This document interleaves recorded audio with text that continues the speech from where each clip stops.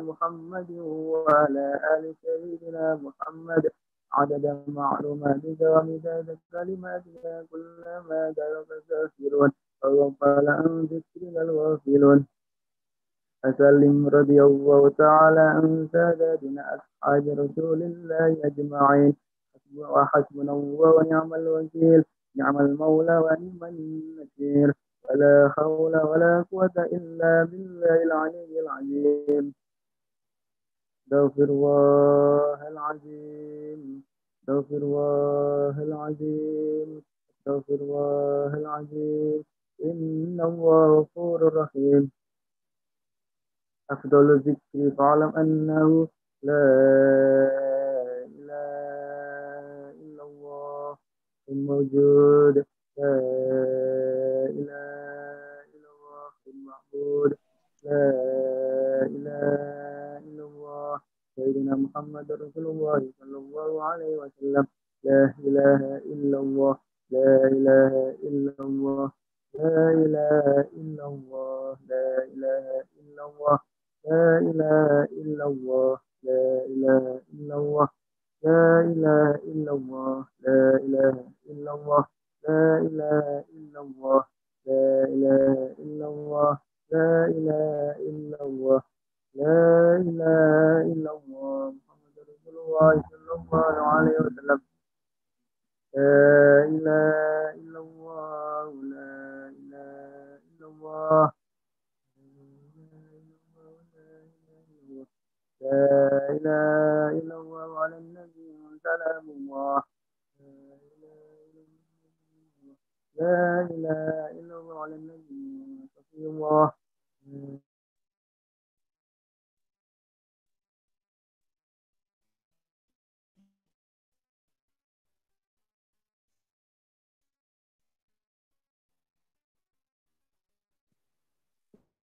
سيدنا محمد يا رب صل عليه وسلم. سبحان الله عدد ما خلق الله، سبحان الله عدد ما خلق الله، سبحان الله عدد ما خلق الله، سبحان الله بحمده، سبحان الله العظيم، سبحان الله بحمده، سبحان الله العظيم، سبحان الله بحمده، سبحان الله العظيم. صلى الله على محمد صلى الله عليه وسلم. صلى الله على محمد صلى الله عليه وسلم. صلى الله على محمد صلى الله عليه وسلم. اللهم صل على حبيبك سيدنا محمد وعلى آله وصحبه وبارك وسلم أجمعين. حاجتنا وحاجتكم ومقاصدنا ومقاصدكم في الحوائج الدنيا والآخرة كلهم جميعا يدخلون الجنة بغير حساب. نية القبول. الفاتحة.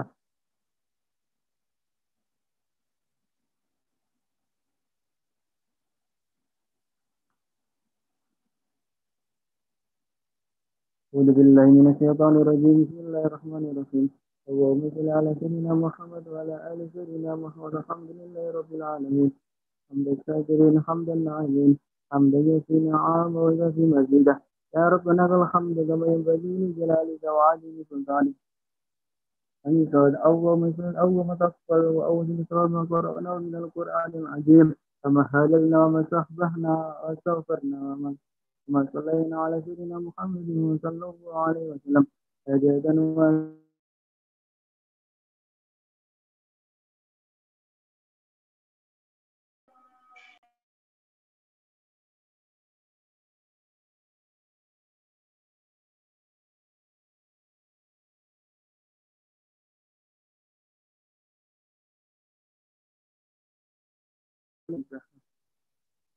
khususan saya dengan bersyukur ila ruhi dan kiai ila ila ila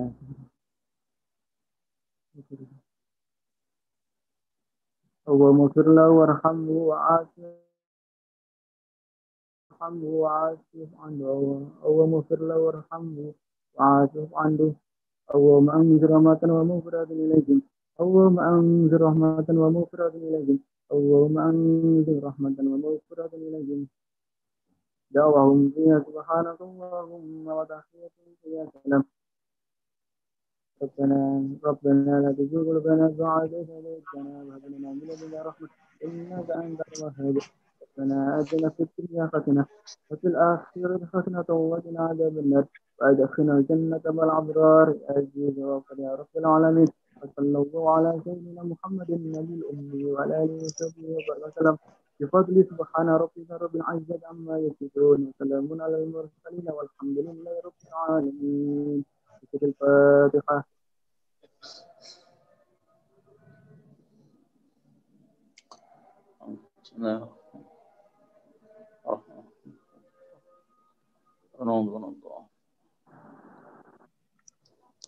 Sekian pembacaan istighosa dan dalil. Semoga bermanfaat. Assalamualaikum warahmatullahi wabarakatuh. Waalaikumsalam warahmatullahi wabarakatuh. Waalaikumsalam warahmatullahi wabarakatuh. Alhamdulillahirrahmanirrahim. Terima kasih disampaikan kepada rekan Absor. Semoga dengan bacaan istighosah serta tahlil semua mendapatkan keberkahan. Amin ya rabbal alamin. Acara yang ketiga adalah penyampaian mau'idhah hasanah oleh Ustadz Nurkholis Majid SHI MHI. Kepada beliau saya persilahkan. Monggo Ustadz. Assalamualaikum warahmatullahi wabarakatuh. Waalaikumsalam warahmatullahi wabarakatuh. Bismillah, alhamdulillah, wassalatu wassalamu ala rasulillah, la hawla wa la quwwata illa billah, ma ba'du. Ikhwani wa akhwati fillah, alhamdulillah kita bersyukur di malam hari ini suasananya hujan ya, rintik-rintik begitu. Saya tadi sudah hampir lupa, hampir mau istirahat ini. Karena udaranya sejuk, ya, melihat kasur, terus ada bantal gitu sudah mau tidur saya tadi. Cuma pas baca WA, ingat kalau hari ini adalah jadwal untuk ngisi kajian di teman-teman semua ini ya. Baik, tadi saya sempat buka sedikit soal memaknai bencana alam, ya betul ya temanya ya. Ya, itu sudah saya tulis di dalam buku saya, judulnya Fikih Corona. Judulnya Fikih Corona. Ini belum pernah dibahas ya di teman-teman ya? Belum ya? Insya Allah belum Ustadz. Oh, ini saya tunjukkan aja ini sebentar ya.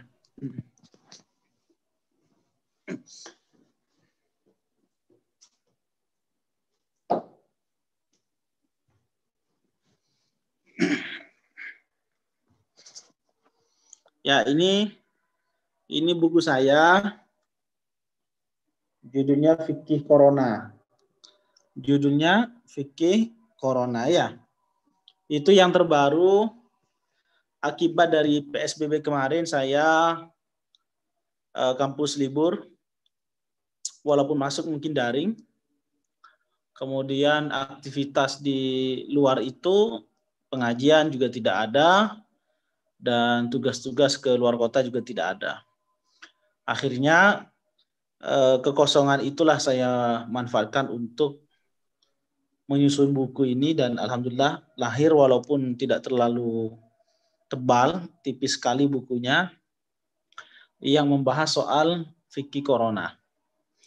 Nah, buku ini itu di salah satu poinnya juga membahas soal memaknai bencana alam ini. Pertama begini, umat Islam itu tidak boleh terlalu kecewa dengan urusan corona ini. Umat Islam itu tidak boleh terlalu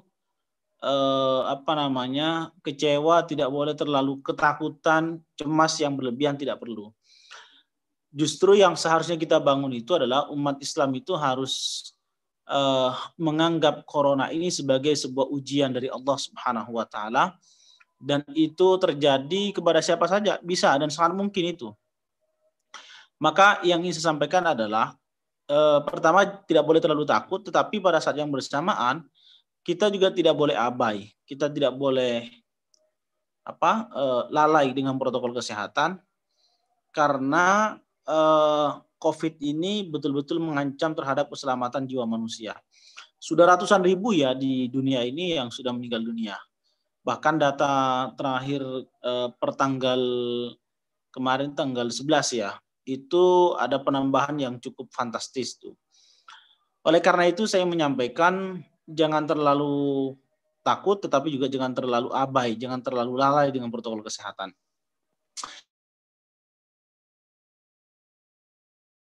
Nah, yang kedua, umat Islam harus bergembira dengan adanya corona ini. Kenapa saya katakan bergembira? Rasulullah SAW itu pernah suatu ketika itu tersenyum. Ajaban li amril mu'min. Orang yang beriman itu luar biasa, kata Rasul. Kenapa ya Rasul? Kata sahabat, kalau dia itu ditimpa musibah, dia itu bisa sabar, tapi kalau ditimpa dengan kesenangan, maka dia bersyukur. Jadi sabar dan syukur.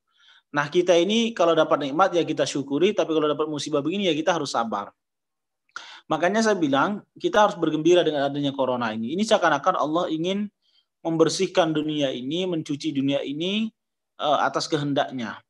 Maka biarkan Allah itu memberikan ujian kepada kita semuanya, tetapi kita tetap harus bersabar. Semoga di balik ujian ini ada hikmah yang terungkap di kemudian hari. Tentu kita juga sama-sama tidak tahu apa hikmahnya. Tetapi paling tidak ini memberikan pelajaran yang paling penting adalah bahwa manusia itu tidak punya kekuatan apapun dibandingkan dengan kekuatan Allah. Dikasih corona ini, umat Islam sudah kebingungan. Kalau dulu orang ada musibah, larinya ke masjid berdoa, beribadah. Tapi hari ini justru ke masjid itu dilarang. Ya, kita kan ingat kemarin ya, ada fatwa dari MUI, kemudian ada pandangan sikap dari NU, ada dari Muhammadiyah dan sebagainya. Itu semuanya mengatakan bahwa datang ke masjid di era pandemi seperti kemarin itu, apalagi di puncaknya kemarin itu justru dilarang karena itu akan mengkhawatirkan terhadap keselamatan jiwa manusia. Nah, jadi umat Islam bingung mau lari kemana? Ke masjid tidak boleh, ke majelis taklim juga tidak boleh. Ya sudah di rumah saja. Nah, itu hikmah yang paling saya kenang sampai saat ini itu adalah manusia itu tidak berdaya menghadapi ujian dari Allah itu. Nah, tetapi pada sisi yang lain, ujian Allah ini tidak serta-merta kemudian musibah ini tidak serta-merta kemudian dikategorikan ujian. Ada kalanya itu berbentuk ujian, ada kalanya juga berbentuk itu peringatan, ada kalanya itu berbentuk adab, siksaan. Tinggal sekarang itu terjadi kepada siapa? Objeknya itu siapa?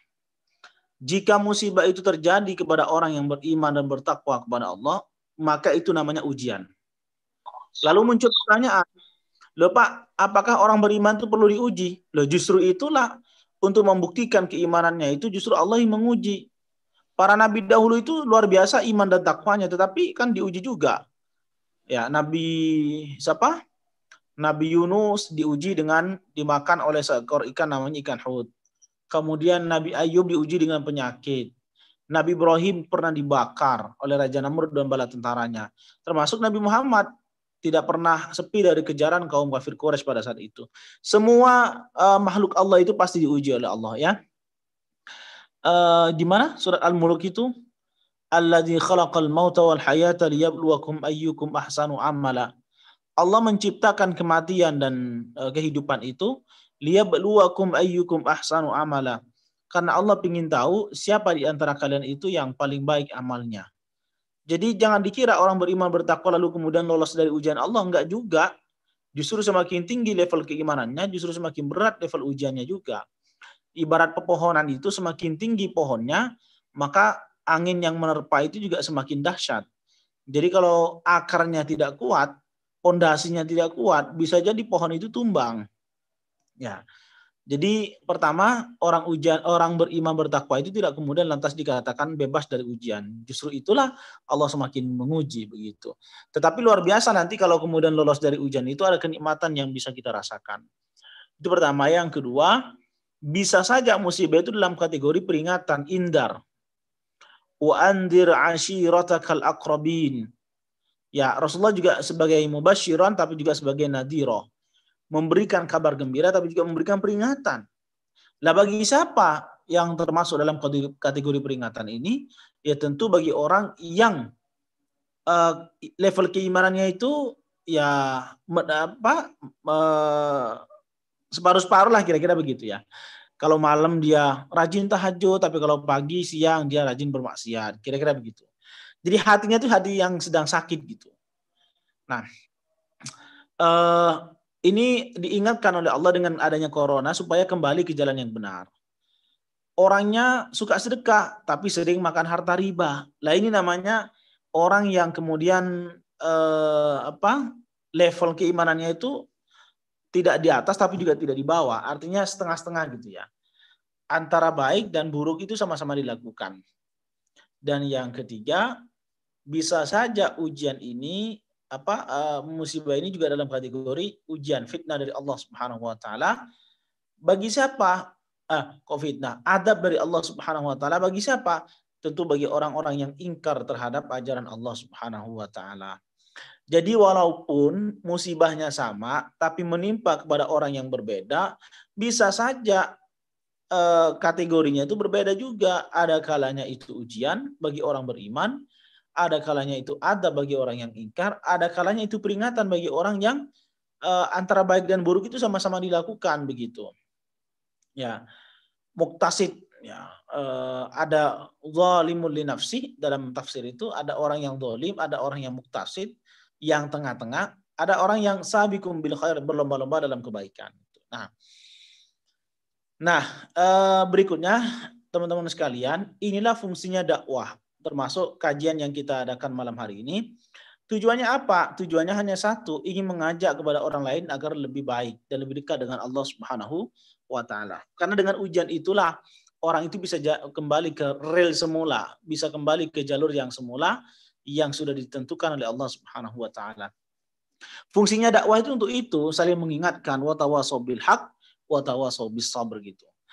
Nah, bagi kita yang sekarang sedang diuji ini, mungkin mohon maaf ada keluarga yang sudah meninggal dunia karena COVID misalnya. Ya tinggal kita introspeksi diri, kita ini berada di level yang mana begitu. Tapi terlepas dari level itu, mau kita berimankah, mau ingkarkah, mau sama-sama melakukan perbuatan kebaikan dan keburukan, yang jelas kita diperintahkan oleh Allah untuk bersabar. Ya, Innallaha ma'as sabirin, sesungguhnya Allah bersama dengan orang-orang yang sabar. Nah, oleh karena itu teman-teman sekalian, dan kehidupan ini menurut saya memang perlu ada ujian. Perlu manusia itu dikasih sakit. Tujuannya apa? Supaya tidak merasa dirinya sebagai orang seperti Fir'aun, merasa sehat terus gitu. Perlu juga oleh Allah dikasih peringatan, dikasih ujian dengan cara apa? Dikasih corona, agar manusia tidak sombong dengan Allah. Perlu juga mungkin ada masalah dalam kehidupannya apa? Masalahnya misalnya putus dengan pacarnya misalnya, ini kalau mahasiswa kan sering begitu ya. Apa tujuannya? Ya biar dia tidak merasa bahwa yang dikehendaki itu selalu dicapai oleh dirinya.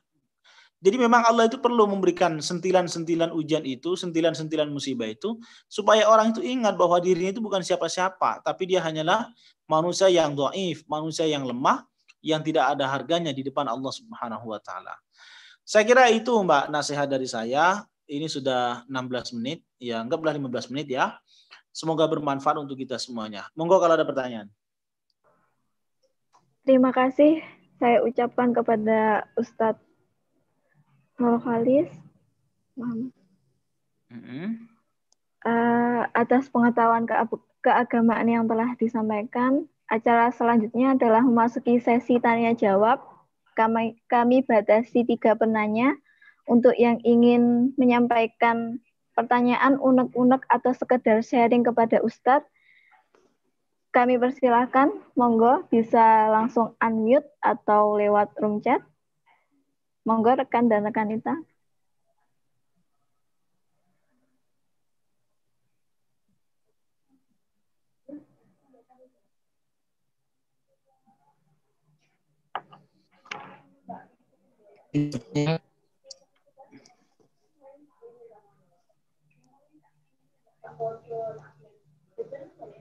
silahkan Ahmad Ferdiansah. Nggih. Baik, terima kasih. Assalamualaikum warahmatullahi wabarakatuh. Izin bertanya, Ustadz. Nggih, monggo. Kan kita sebagai mahasiswa kan awal-awal kan itu kan semangat, Ustadz.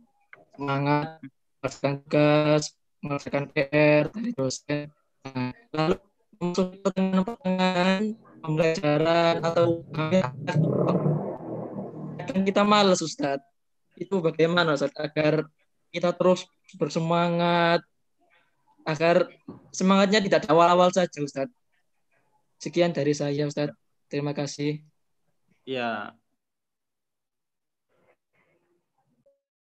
Baik. Langsung dijawab, Mbak. Nggih, monggo Ustadz langsung dijawab atau gimana? Baik. Langsung dijawab aja, Ustadz. Memang mahasiswa itu yang nakal itu di semester tengah biasanya. Kalau semester 1, 2 itu masih alim biasanya itu. Dan neko-neko gitu. Begitu semester 3, 4, 5, 6 itu masa-masa puncak nakalnya itu di situ biasanya. Kalau sudah semester 7, 8 itu sudah mulai insaf. Ya. Artinya sudah mulai memikirkan soal skripsi. Yang perempuan sudah mulai memikirkan soal jodoh. Nanti selesai kuliah ini mau kemana? Tutup buku, buka terop atau gimana gitu ya. Mau lanjut S2 kah? Atau mau bekerja kah? Atau pulang kampung kah? Jadi serba dihantui rasa ketakutan. Pulang kampung nanti takut dirasani orang. Perawan tuwek dan sebagainya. Begitu juga kalau di rumah terus juga nggak enak. Sama ibu ditanya terus, ya apa? Nduk wis duwe pandangan apa durung? Kan begitu biasanya ya. Dan seterusnya dan seterusnya. Jadi semester 6, 7 itu 7, 8 itu sudah mulai berpikir soal masa depan. Itu biasanya begitu. Begini, pertama Anda perlu berdoa. Doanya itu Allahumma inna na'udzubika minal hammi wal hazani. Ya Allah, lindungilah kami, berlindung denganmu dari kesedihan dan kegalauan. Wa na'udzubika minal ajazi wal kasali, dan kami berlindung kepadamu dari rasa lemah dan rasa malas, gitu ya. Wa na'udzubika min ghalabatid dan wa qahri rijal, dan kami berlindung kepadamu ya Allah dari terlilitnya hutang dan tekanan orang-orang yang jahat gitu. Itu doanya. Terus yang kedua, bagaimana menumbuhkan rasa semangat, optimis dan sebagainya? Kita perlu menciptakan suasana, perlu menciptakan komunitas yang bisa mendorong kita untuk lebih dekat dengan untuk lebih semangat belajar, untuk lebih semangat beribadah. Karena pengaruh teman, pengaruh lingkungan atau milieu itu sangat besar terhadap perkembangan diri kita ini. Kita yang mungkin hidupnya di pesantren, itu kenapa kemudian misalnya ini, rajin puasa Senin Kamis? Karena mungkin tercipta dari lingkungan. Coba lihat itu, anak-anak yang tidak pernah mengenyam dunia pendidikan keagamaan misalnya. Nggak pernah di TPQ, nggak pernah di majelis taklim juga enggak. Itu kan biasa. Makanya mereka, mohon maaf, ngomong jancuk misalnya, itu biasa.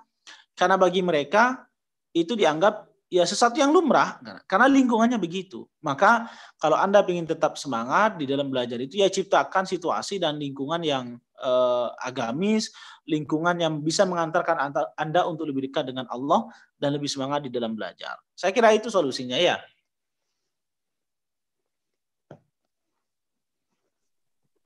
Terima kasih Ustadz atas jawabannya. Wassalamualaikum warahmatullahi wabarakatuh.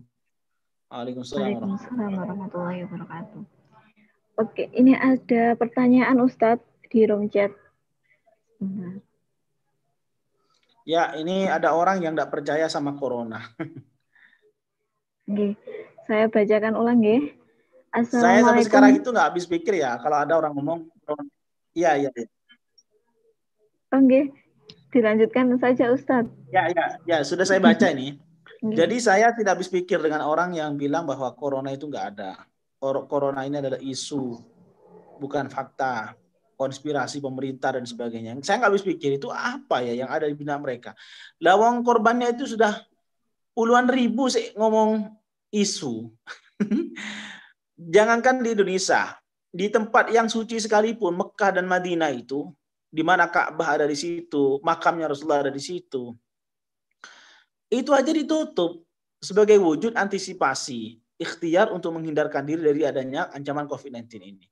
Lah kok ada orang dia beragama Islam tapi tidak percaya sama corona. Dibilang ini isu kah, dibilang ini konspirasi dan sebagainya. Saya nggak habis pikir itu. Kalau ada orang misalnya, saat dia nggak pernah perhatian sama corona, tapi nyatanya sehat, ya mungkin saja dia sehat, mungkin belum terpapar, kan begitu. Atau mungkin ada orang yang terlalu protektif, melindungi dirinya, tapi nyatanya dia terpapar gitu. Ya bisa saja, mungkin itu juga diuji oleh Allah. Jadi jangan kemudian itu loh, ada teman saya, kemana-mana bebas, tidak pernah pakai masker, buktinya sehat. Yang begitu-begitu itu nggak bisa dijadikan sebagai acuan dan patokan.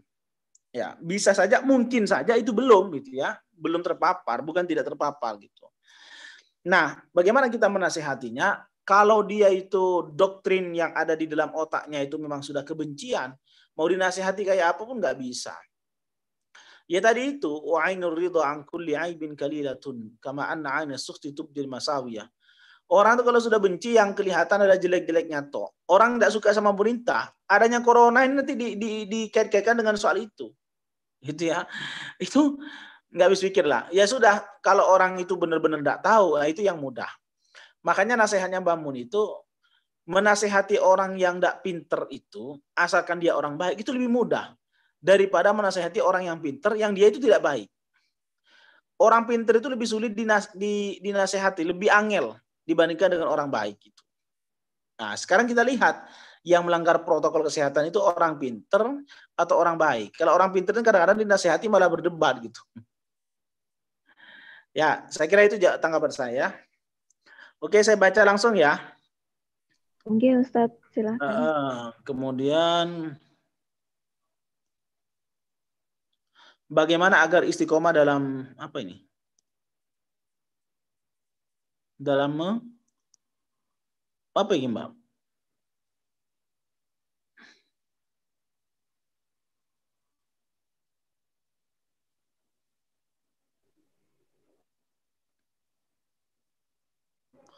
Oke dah. Pertama, apa? Ustaz. Sudah jelas, Ustaz? Mengeluh apa ini? Istiqomah dalam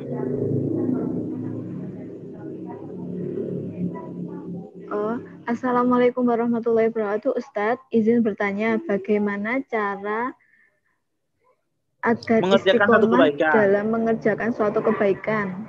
Ya, oke. Yes, jadi gini, sekali lagi ini hampir sama jawaban saya dengan yang tadi itu, bagaimana tetap semangat belajar. Ya, ciptakan suasana dan kondisi yang bisa mengantarkan Anda untuk tetap semangat dan tetap istiqomah berbuat kebaikan begitu ya.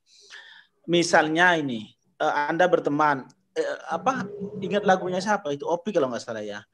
Wong kang soleh kumpulono itu loh. Orang soleh itu harus kita temani, harus diajak bergaul. Apa tujuannya? Paling tidak Anda kecipratan. Bahasanya orang dulu, orang desa itu, kalau kita sering kumpul dengan penjual minyak wangi atau parfum itu, walaupun kita nggak pernah beli parfumnya, paling tidak bau wanginya itu sudah terasa. Gitu. Dan sebaliknya, kalau kemudian kita sering kumpul dengan tukang sampah, ya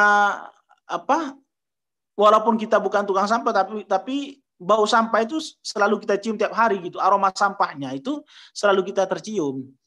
Maka dari itu perlu menciptakan situasi yang nyaman. Saya bukan mendiskreditkan tukang sampah ya, bukan ya, jangan salah paham dan. Tapi ini hanya tamsil perumpamaan saja. Orang yang kemudian berkumpul dengan bajingan, walaupun dia tidak ikut bajingan, orang akan ngecap, oh itu dulu kelompotannya gitu dan sebagainya gitu. Jadi perlu menciptakan situasi Ongkang soleh kumpulono itu penting itu supaya Anda tetap semangat. Ya lebih dari itu ya istiqomah itu banyak berdoa. Allahumma rzuqnal istiqomata fil ibadah. Ya Allah, berikanlah kami kemudahan di dalam beristiqomah mengerjakan ibadah kepadamu dan seterusnya itu. Saya kira itu. Kemudian soal mengeluh ini. Memang di Quran itu khuliqal insanu min ajal. Khuliqal insanu min ajal. Bahwa manusia itu diciptakan oleh Allah terburu-buru, suka mengeluh, khuliqal insanu halu'a, suka mengeluh dan sebagainya. Mengeluh itu sesuatu yang biasa, tetapi tidak boleh mengeluh berlebihan yang kemudian Anda meratapi nasib Anda menjadikan tidak semangat di dalam beribadah, itu nggak boleh. Kalau mengeluh dalam arti, ya Allah, hari ini agak sepi nih jualan misalnya, itu biasa. Tetapi bukan berarti, ya Allah, hari ini sepi, ya sudah ya Allah, percuma saya beribadah gitu. Nggak boleh begitu. Jadi mengeluh itu sesuatu yang wajar, tetapi jangan berlebihan. Gitu. Saya kira itu jawaban saya. Ada pertanyaan lagi? Aku nggak boleh apa ya?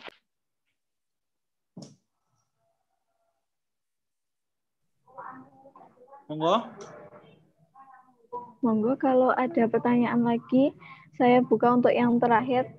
Satu, nggih. Silakan rekan atau rekanita.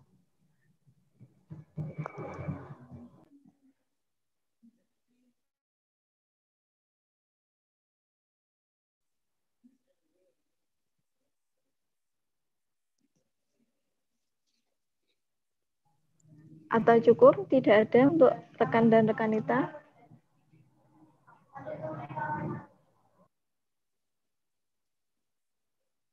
Oke, ini ada yang chat di ini. Terima kasih ya. Oke, sama-sama.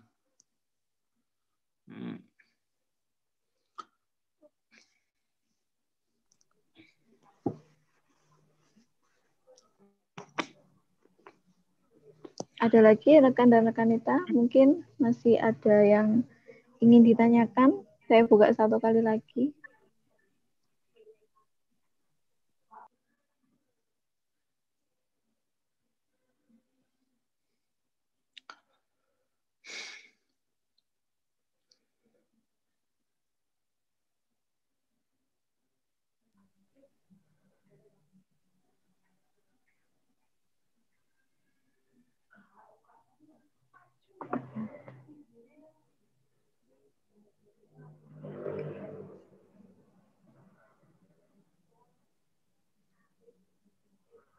Apa tidak ada pertanyaan lagi untuk rekan dan rekanita?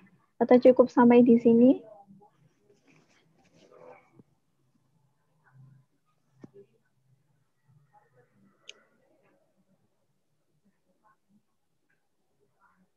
Sepertinya cukup, Ustadz. Oke, terima kasih ya. Mohon maaf atas segala kekurangan kembali dengan waktu. Terima kasih. Mohon izin live ya. Sebentar Ustadz, ada itu untuk doa. Oh, ada doa. Saya lanjutkan sebentar, nggih. Boleh. Memasuki acara yang kelima adalah doa yang akan dipimpin oleh Ustadz. Wabil khusus untuk keluarga kita, sahabat, dan teman-teman kita yang terkena musibah Semeru, Ustadz. Untuk kepada Ustadz, saya persilahkan. Baik, bismillahirrahmanirrahim. Allahumma salli wa sallim ala sayyidina Muhammadin fil awwalin wa salli wa sallim ala sayyidina Muhammadin fil akhirin wa salli wa sallim Muhammadin fil waqti wahid. Allahumma ya Allah, salimna wal muslimin wa afina wal muslimin min afatid dunya wa adzabil akhirah wa khususan ila ashabi talabati unesa ya Allah alladina tusibuhum musibah. Ya Allah, Allahumma ya muhawwil al-ahwal hawil halana ila ahsanil hal. Allahumma inna nas'aluka imanan daiman wa qinan sadiqan wa qalban khashi'an wa amalan salihan wa taqabbala 'anna fi rizqan halalan tayyiban tariban wa tawakkalan zakiya wa badanan sahiha wa 'alan barik wa kulli syai'in qadir. Allahumma ij'al hadhihi al-baldata baldata Indonesia baldatan aminatan mutmainnah sakinatan marhumah mafruhatan masrurah birahmatika ya arhamar rahimin. Rabbana atina fid dunya hasanah wa fil akhirati hasanah wa qina adzabannar jannati wal abrar ya aziz wa ghaffar ya rabbal alamin. Wa sallallahu ala sayyidina Muhammadin wa alihi wasallam. Subhana rabbika rabbil izzati amma yasifun wa salamun ala mursalin alhamdulillahi rabbil alamin. Barakatul Fatihah.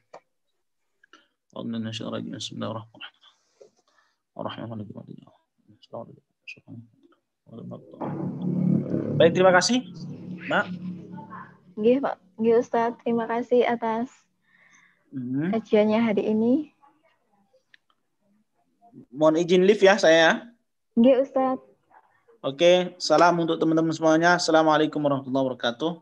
Waalaikumsalam warahmatullahi wabarakatuh. Terima kasih, Ustadz. Ustadz.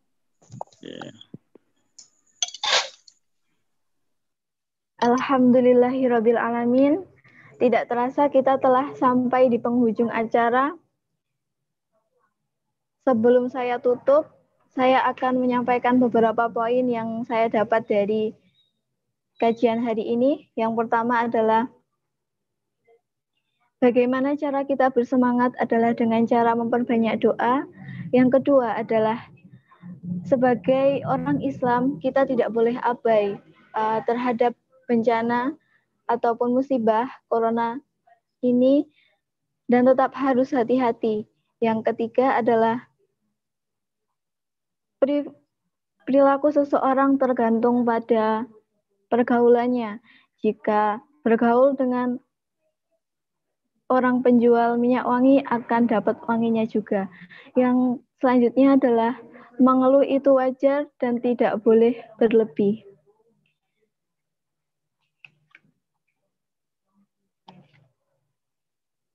Oke, terima kasih untuk rekan dan rekanita semua. Dari saya, sebagai pemandu acara pada malam hari ini, apabila ada perilaku atau salah perbuatan, saya mohon maaf.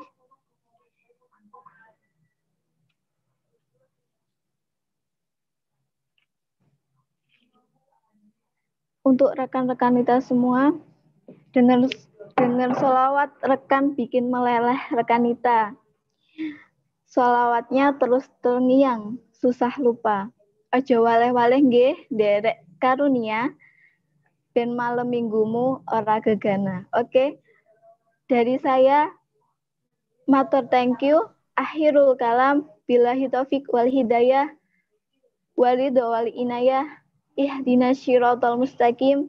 Wassalamualaikum warahmatullahi wabarakatuh. Selamat malam. Waalaikumsalam warahmatullahi wabarakatuh. Terima kasih. Terima kasih, Kak.